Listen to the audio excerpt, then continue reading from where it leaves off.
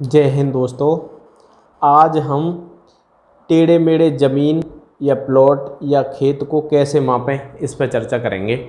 देखो हमारा इस तरह का कोई प्लॉट है, ज़मीन है या खेत है जिसकी एक भुजा 38 फीट, एक 40, एक 50, एक 48 है। अब हमें इस तरह का कोई प्लॉट है, वो ज़मीन है, वो मापना है। अब इसे कैसे मापेंगे?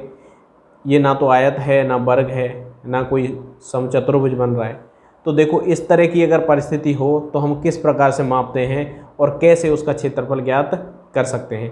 तो देखो इस तरह का अगर कोई खेत है तो हम क्या करते हैं, इसे दो त्रिभुज में बांट लेते हैं। यानी एक इसके शीर्ष से लेके दूसरे शीर्ष तक की लंबाई मीटर से या जरीब से या चेन से माप लेते हैं। मान लो इसकी जो लंबाई है वो हमने मापी और वो आ गई 50 फीट, मान लेते हैं। थोड़ी कम ज़्यादा कुछ भी रह सकती है, वो 50 फीट आ गई।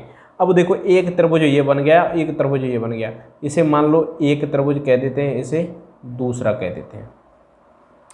अब हम इनके अलग अलग पार्ट करके, यानी एक ए त्रिभुज का क्षेत्रफल और दूसरे त्रिभुज का क्षेत्रफल निकाल के जोड़ देंगे तो इस जमीन की, प्लॉट की या खेत की माप निकल के आ जाएगी। लेकिन अब इस त्रिभुज का क्षेत्रफल भी कैसे निकालें जिसकी तीनों भुजाएं अलग अलग हैं। देखो ये 50 है, ये 40 है या 38 है। ये तो समलंब चतुर्भुज बन नहीं रहा है, समकोण चतुर्भुज नहीं बन रहा है। तो अब इसे कैसे करेंगे? ऐसी परिस्थिति में हम क्या करते हैं, इस त्रिभुज का अर्ध परिमाप निकालते हैं। त्रिभुज ए का अर्ध परिमाप, देखो त्रिभुज एक का अर्ध परिमाप। अर्ध परिमाप क्या होता है?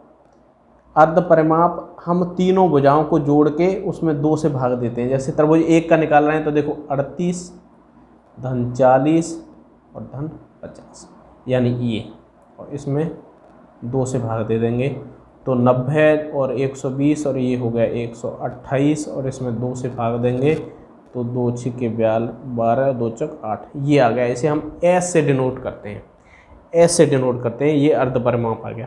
इस तरह का कोई क्षेत्रफल है, त्रिभुज है। अब इसका हमें क्षेत्रफल निकालना है, त्रिभुज एक का क्षेत्रफल।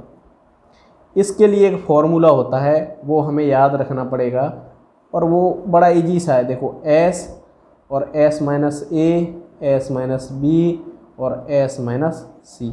यानी जो उसका पहले तो ये अर्ध परिमाप लिख लेंगे और अर्ध परिमाप में से पहली भुजा घटा देंगे। जैसे इसे मान लेते हैं a, इसे मान लेते हैं b और इसे मान लेते हैं c।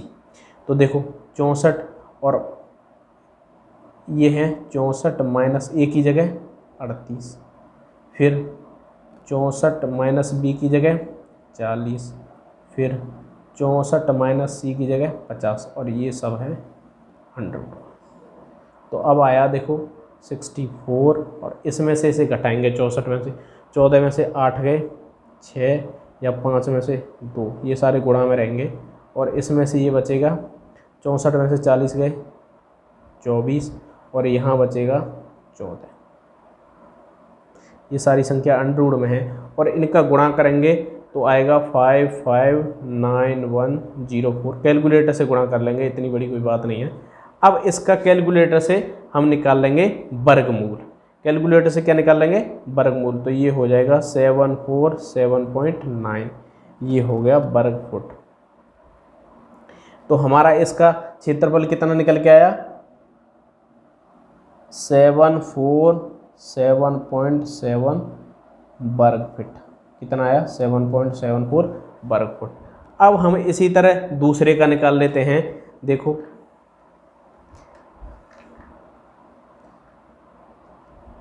त्रिभुज 2 का अर्ध परिमाप।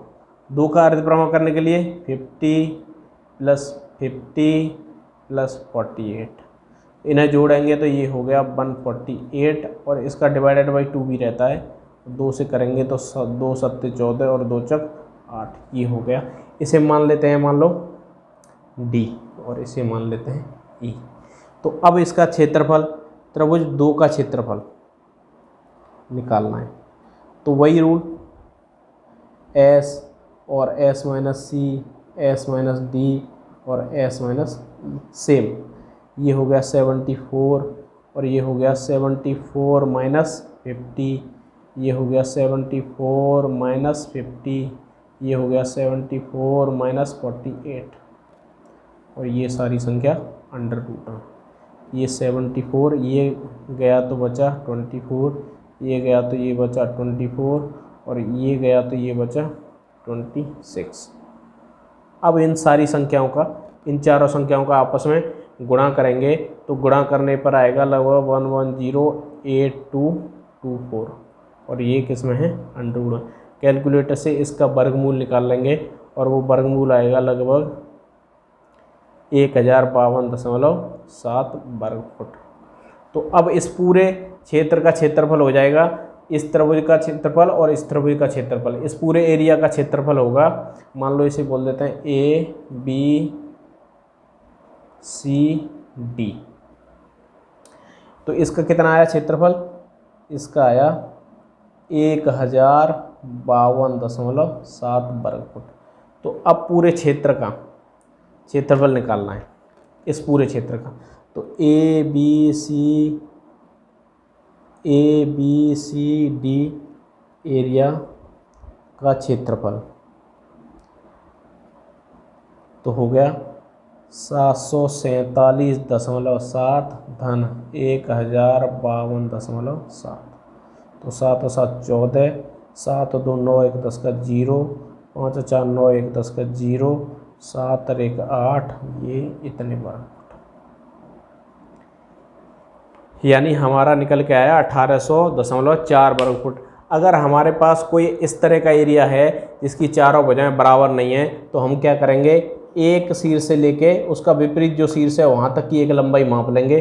फिर तीनों भुजाएं, एक त्रिभुज लेके ये त्रिभुज, ये त्रिभुज लेके पहले इनका अर्ध परिमाप निकाल के क्षेत्रफल निकालेंगे, फिर इसका अर्ध परिमाप निकाल के क्षेत्रफल निकालेंगे, वो दोनों को जोड़ देंगे, वही उस एरिया का क्षेत्रफल होगा। अगर कोई एरिया या प्लॉट या कोई खेत ऐसा है जिसकी चारों भुजाएं बराबर नहीं है, तो आप इस तरह से अपने प्लॉट या खेत का क्षेत्रफल निकाल सकते हैं। आपको वीडियो कैसा लगा और आप कैसे वीडियो देखना चाहते हैं कमेंट करें, और ऐसे ही वीडियो देखना चाहते हैं तो चैनल को सब्सक्राइब कर लें। धन्यवाद।